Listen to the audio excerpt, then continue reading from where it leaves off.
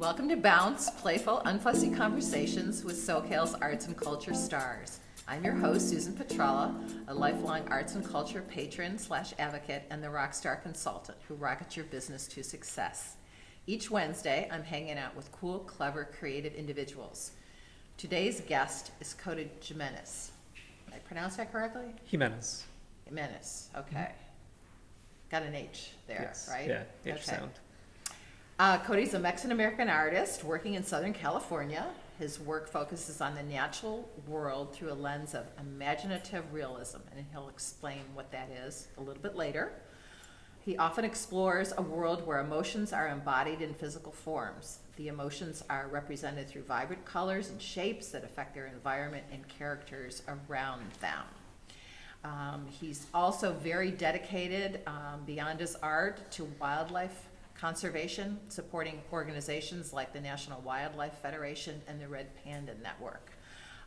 Cody's just come off a show called Plume that was on view at John Wayne Airport. They have a terrific arts program, so welcome, Cody. Hi, thank you for having me. So tell me about imaginative realism. Yeah, it's a term I came across this artist James Gurney using, kind of to describe realism in painting, but with more imagination, a little more surrealism, a little more out of the ordinary, just kind of world building in a sense. Okay, and so how do ideas come through with that? Yeah, I've always been interested in the representational way of painting, so painting things realistically, things of that nature. But I've always been into, growing up, it was a lot of like cartoons and imaginative worlds and things like that, a lot of comic books and movies. So I'd like to bring otherworldly ideas into a more realistic world. Okay, are there particular colors you like to work with? Yeah, a lot of colors. I always like bright pinks and magentas are often like in my palette. So. And was that part of the Plume, that kind of narrative was part of the Plume exhibit at John Wayne Airport? Yeah, with the Plume exhibit, it was definitely going really vivid with color and a little more graphic with shapes. Usually I have a lot of like environment in my world that you can see depth of like the environment, sunsets, things of that nature. And then with Plume, I want it to be very graphic and bright with my color choices. So it's a lot of really bright washes and a lot of complementary colors going on.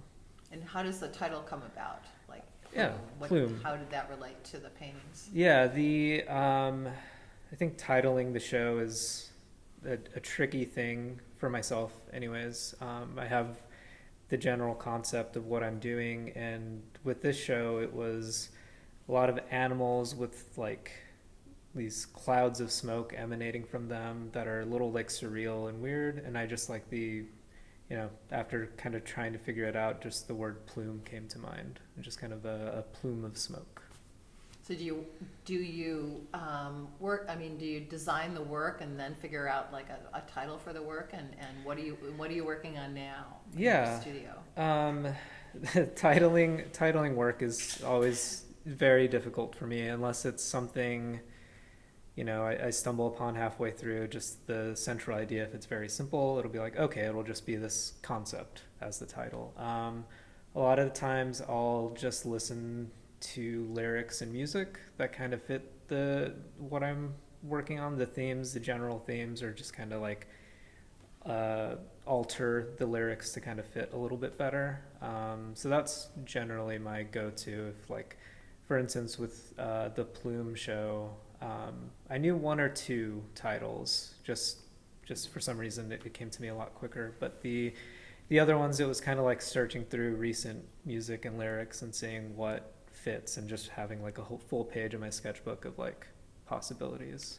Okay, so you do have a sketchbook that you kind of keep track of ideas and such in. Yeah. At the John Wayne show, Heather Bowling, the curator there, she set up a display case that actually has pages from my sketchbook on display, so it shows a lot of the process for that show in specific. So is that where you start with the sketchbook then, with an idea? Yeah, a sketchbook.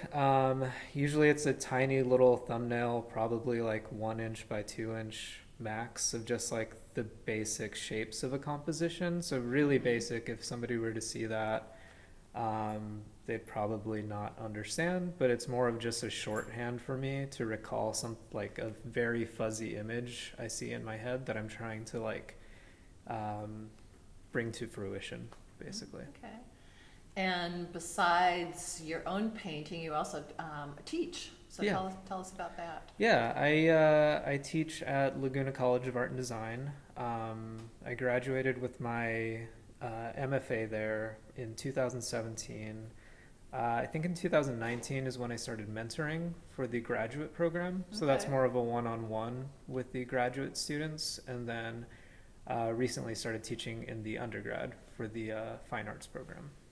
That must be very different though, right? Yeah, The it's undergrad and the grad and mentoring the, one-on-one. yeah, it's definitely different. The undergrad, they're obviously younger, so that's a different energy versus the graduate program. They're a little older, and they often just come from a variety of backgrounds. So just the experience there is really varied. So it's fun. I love the one-on-one teaching, but I also love the group setting of like trying to teach people how to paint something. And how do you do that? It's a lot of fundamentals, a lot of boring stuff, honestly. I think if you're really into it and you can see the bigger picture, you understand. But if you're just thinking of like, oh, what is this silly assignment where we're painting like a fruit object or like a block and like it's just lit up. It seems very boring, but it's the fundamentals that can lead you to paint, more imaginative things like I do. I think it's a little weird seeing how I paint and the subject matter I paint, but I'm very like, oh, these are the boring fundamentals that we But have you to had to learn. learn all the fundamentals Yeah. at one time, right? Yeah, To be for able sure. to kind of take this riff off of into this imaginative realism. Did you Definitely. have to teach online then during COVID? No, Okay. I missed out on teaching during COVID.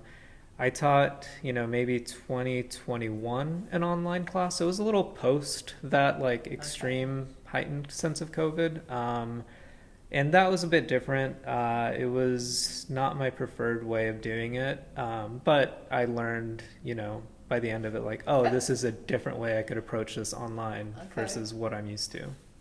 So how are the undergrads and the grads different in the sense of, subject matter and what they're interested in? Do you see a real disconnect or difference? I think there's a bit of a difference in the sense of a bit of maturity with the graduate students. They kind of a lot of them understand what they want to do, and the undergrad, it's kind of just pulling from different, a little bit more obviously of like from different influences, which was the same for me. It was just like, oh, I want to paint like this artist, I'm going to do a series of work like this artist. Like, I'm very guilty of that, but it's how we all learn how to find our own voice. Okay.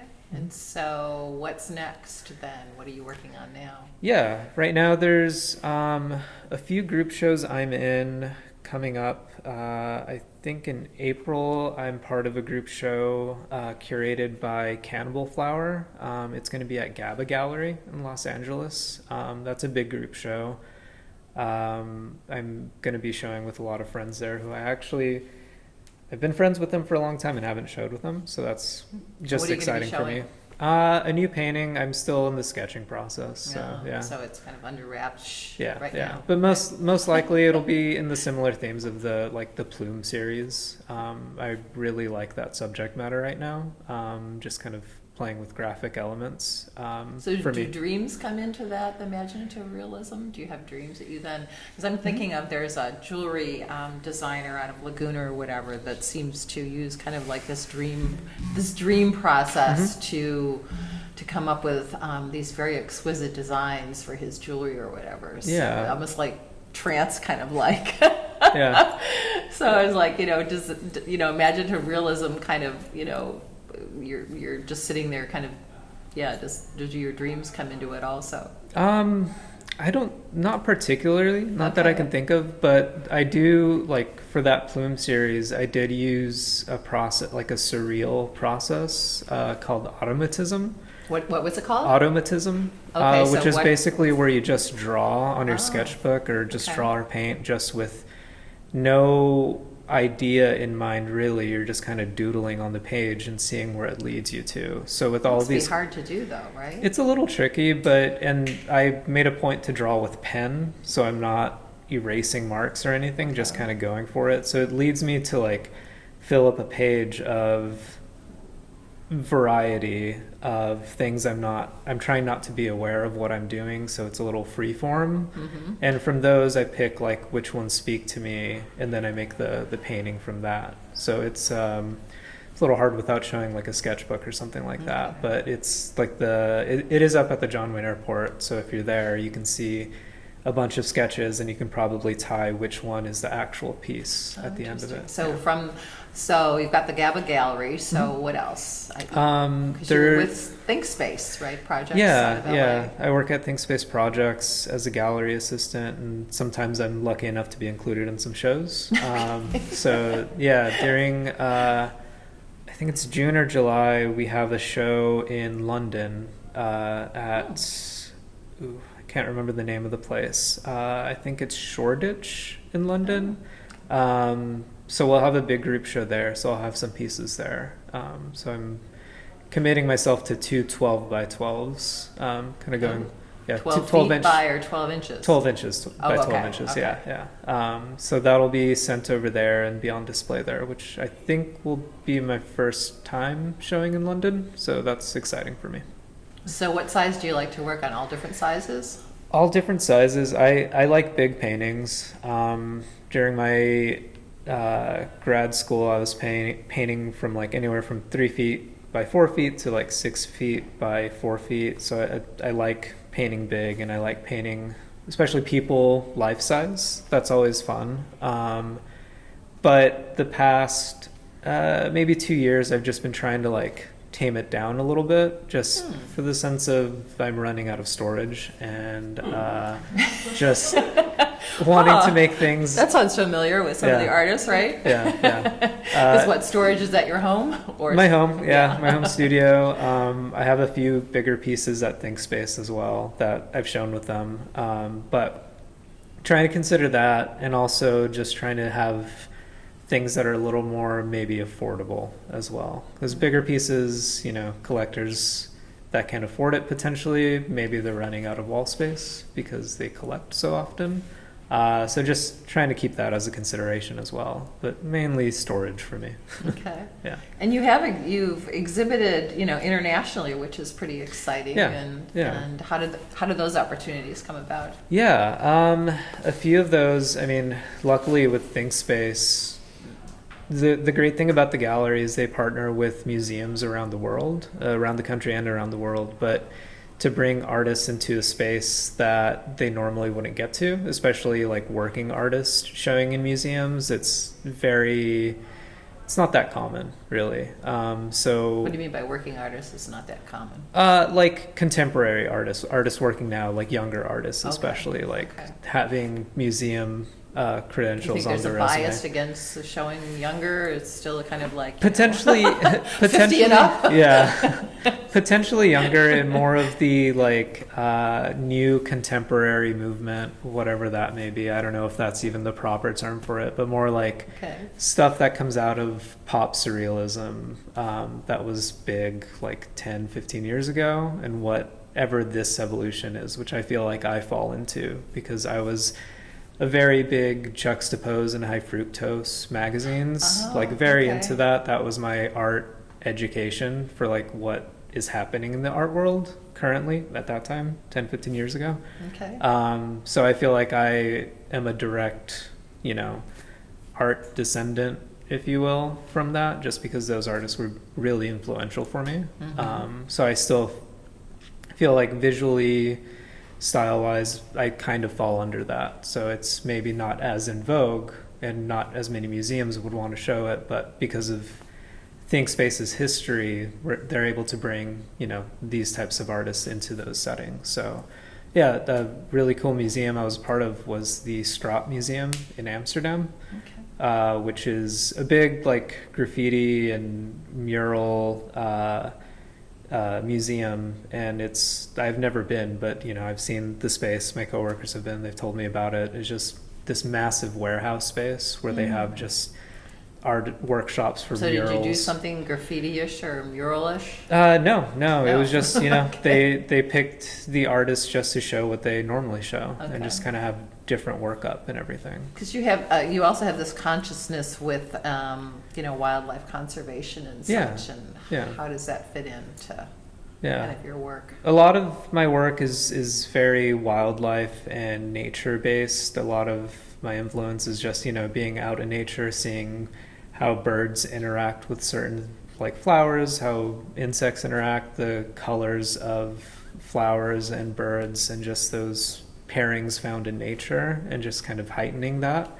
And I don't know, a while back, I think in 2018, I won a sponsorship for Red Panda up in Seattle, at the Okay. Seattle Zoo, I believe it was. Oh, okay. And through that, I just got information They on. have a red panda? I don't know what. Yeah. Oh, okay. His name is Carson.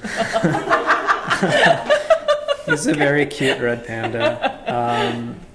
And yeah, I won a sponsorship through just doing some Instagram art contest thing, and I found out more, and they sent me a packet on some like red panda conservation information, and I was just kind of hooked from there, and just seeing what else I could do. And I got involved with a wildlife benefit show at the Hurley headquarters. I think it was Okay. 2019. A friend included me in that show, and it was to benefit the Wetlands Wildlife Care Center that's here, I believe, in Newport.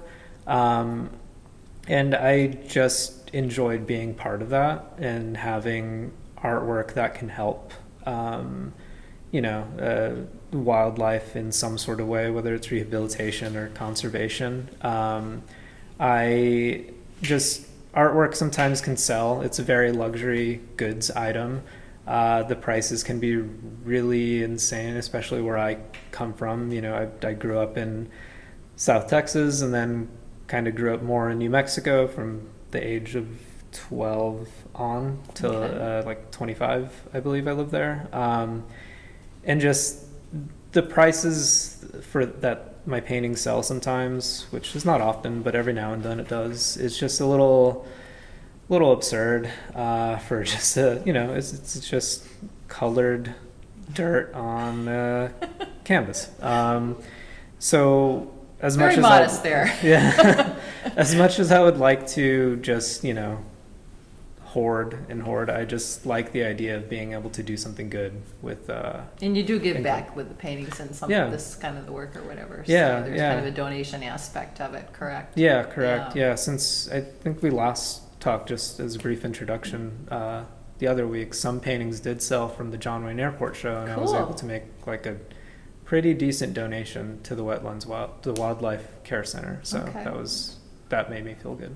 Okay, and are you still with Carson and the Red Pandas? Yeah, I mean, I talk to the person who runs the Instagram page every now and then. But yeah, Carson's doing Didn't well. one escape from somewhere? I'm just trying to think. I don't know.